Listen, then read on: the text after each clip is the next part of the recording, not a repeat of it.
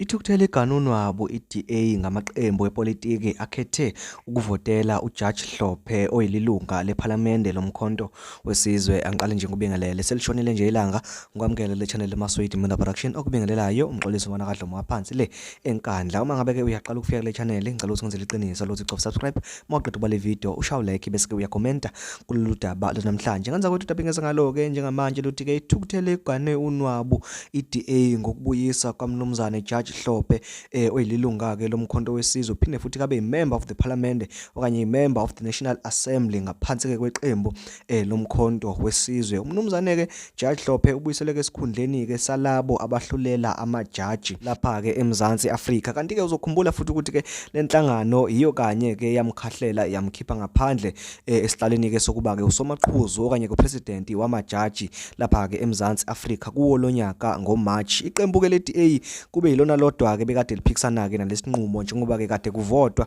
ukuthi ke wena uyahambisana nalesinqumo. Cha, umkhonto wesizwe uthe yebo siyamqoka, iIFP yathi yebo siyamqoka, iEFF yathi yebo, ANC yasho njalo, UDM yasho njalo, iBusa yasho njalo, Action SA yasho njalo, iRise Mzansi yasho njalo, iUAT yasho njalo. Kanye ke nalo ke leli gama ulibona laphana ke ekugcineni iDA kube yiyona kuphela ke ephikisele lesinqumo. Ithe futhi ke sizoqhubeka nokulwa lempi noma kunjalo ke umnumzane Judge Hlophe uqokiwe ke naye ungomunye kwabesikhombisa abazobeke begade ukuperforma ke kwamajaji lapha ke eMzansi Afrika. Nganza kwethu ngicabanga ukuthi ke niyabona njengamanje ukuthi ke amaqembu mangabe ke ekuGNU kusuke kungasho ukuthi ke azovota ngokubambisana ngaso sonke isikhathi njengoba kubona njengamanje iqembu leANC imbala lijikela iqembu leDA, IFP jikela iDA, iUDM jikela iDA, Action SA jikela ke iDA. Amaqembu ANC kanye neEFF swabona ke hlangene ephakamisa ke umnumzane Judge Hlophe weqembu lomkhonto wesizwe. Sisazoqhubeka ke nokukuthulela indaba. Ngizocela kwena ukuthi ngizele iqiniso lokuthi ucofa subscribe ya like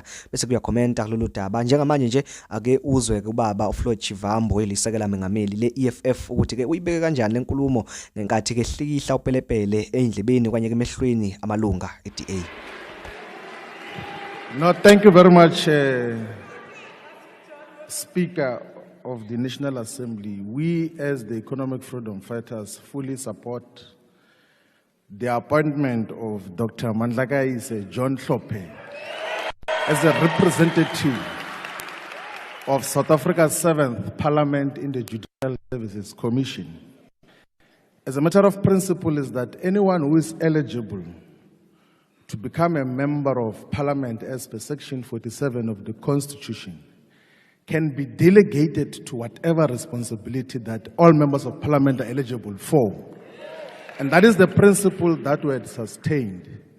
There are so many less than capable members of the Democratic Alliance, some of which are serving in the executive now, who do not have any form of qualification or direction. We have not yet exposed their incapacity, because they're eligible to be appointed even as executives. Some of them are even deputized by people who are more qualified than them.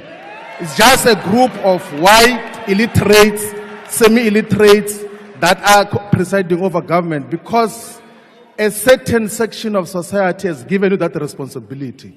We respect that. So let's respect the fact that a certain number of people in South Africa have voted for Umkhonto Wesizwe party and have designated Dr. Hlophe to become a member of Parliament.